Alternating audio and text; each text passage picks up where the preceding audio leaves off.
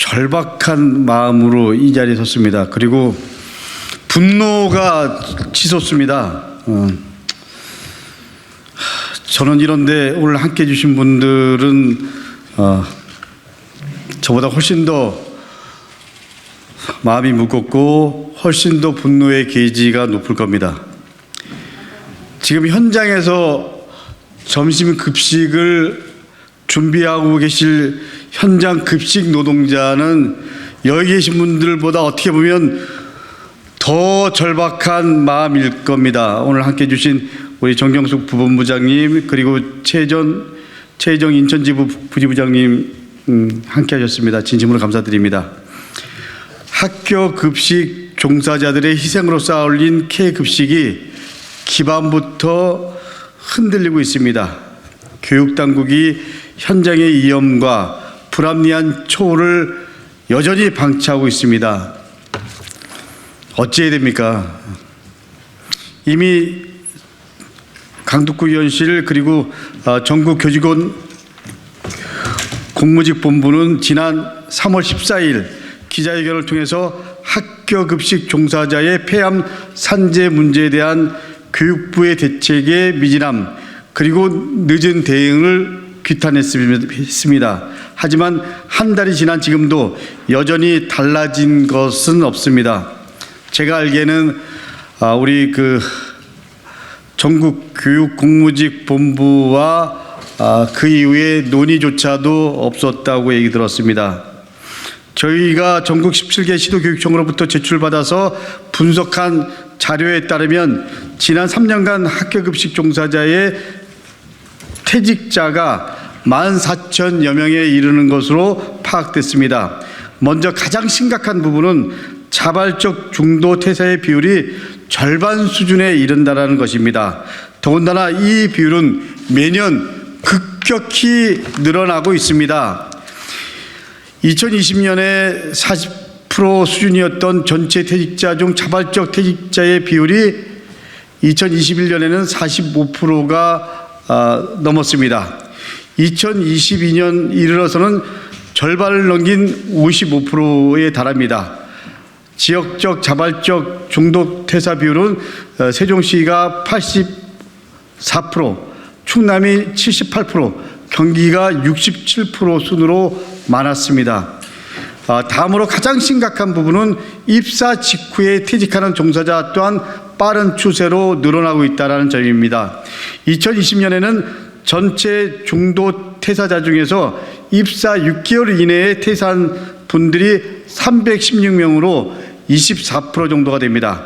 그런데 작년인 2022년에는 1,104명으로 36%를 차지했습니다. 이렇게 퇴사 상황이 악화일로인 가운데 신규 채용마저 어려운 상황입니다.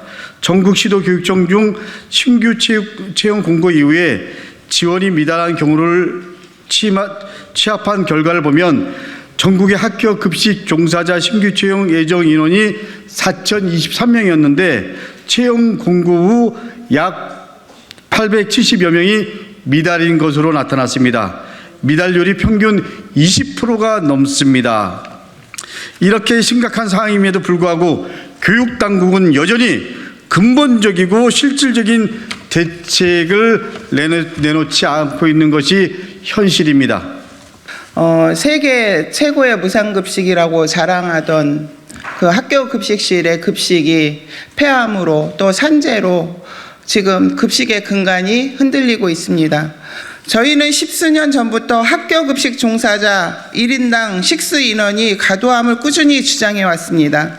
현재 학교 급식 노동자 인원수 대비 식수 인원은 약 150명에 달합니다. 이러한 노동 강도는 지난 2018년 조사된 서울대학병원 등 주요 공공기관의 조리 인력 1명당 급식 인원이 65명인 것에 비하면 약 2배의 수준의 높은 노동 강도입니다. 이미 지난 국회 교육위 국감에서도 강덕구 의원을 포함한 여러 의원들이 학교 급식 종사자의 1인당 식수 인원이 타 공공기관 급식 시설 대비 2배에서 3배 정도 수준임을 지적한 바 있습니다. 1인당 식수 인원은 시도교육청별로 마련된 배치 기준에 의해 정해집니다. 누누이 말씀드렸듯이 이 열악한 배치 기준은 발암 물질인 조리움의 1인당 노출 빈도를 높일 뿐만 아니라 근골격계 질환이나 찔림과 배임, 화상, 넘어짐 같은 각종 산업재해 빈도를 높이는 주범으로 작용하고 있습니다. 하지만 올해까지 전체 규모 수준에서 유의미한 배치 기준 개선이 이루어지지 않은 상황입니다. 작년 전국교육공무직본부가 발주하고 인천대학교 노동과학연구소가 수행한 학교급식 노동자 육체적 작업부하 평가 연구 용역 결과 보고서에서도 노동 강도를 고려했을 때 배치 기준의 개선이 필요하다는 결과가 도출되었습니다. 십수년간 요구에 정부는 불통으로 응답했습니다. 정부는 종사자들이 쓰러지고 학교 급식실의 질이 떨어져도 계속 방치할 것인지 묻고 싶습니다. 이는 학교 급식 종사자들의 생존이 달린 문제입니다. 우리들의 절규입니다. 복지가 아닌 최소한의 노동 조건입니다. 종사자와 학생들의 식생활 복지의 미래를 생각하면 참담한 심정입니다. 원래부터 열악한 노동 조건과 심각한 노동 강도에 시달리던 학교 급식실이었습니다. 여기에 코로나19 팬데믹 시기를 맞아 시차 배식을 시행하며 노동 강도는 더욱 강해졌습니다. 하지만 인력 충원과 여건, 개선은 제자리였습니다. 이전보다 더 열악해진 노동 환경이 퇴사와 충원 미달을 부르고 이로 인해 노동 환경이 더욱 열악해지는 악순환이 형성된 것입니다. 이미 국회와 교육계가 한 목소리로 학교급식 종사자 폐암산재 대책에 미비한 중단기 대책을 보완해야 한다고 강력하게 주장했습니다. 교육당국은 이 문제의 심각성을 인지하고 하루빨리 근본적이고 실질적인 대책을 마련할 것을 강력하게 촉구하는 바입니다. 감사합니다. 항상 유맘때 3, 4월 새학기가 되면 늘 생기 있게 움직이던 급식실이 언제부턴가 분위기가 사뭇 무겁게 변했습니다. 주변에서도 학교 급식실에서 일하면 골병 든단다. 급식실에서 일하면 폐암 걸린단다. 학교 급식실은 사람이 일할 곳이 아니다라고들 합니다. 지금 학교 급식실은 학교마다 기간제로 일하시는 임시 인력이 2~3명씩 배치된 경우가 다반사입니다. 그나마도 충원되지 않는 경우도 많습니다. 급식실 업무는 여럿이 손발을 맞춰서 겨우 시간을 맞출 수 있습니다. 기존 경력자들은 2~3명분의 몫을 홀로 감당하면서 종종거리고 뛰어다닙니다. 상황이 이렇다 보니 산재 사고도 더욱 늘어나고 있습니다. 어렵게 인원을 충원해도 일이 너무 힘들다며 하루, 일주일, 한두 달 만에 그만둡니다. 기존 근무자들은 일하랴 가르치랴 신경이 곤두서 있습니다.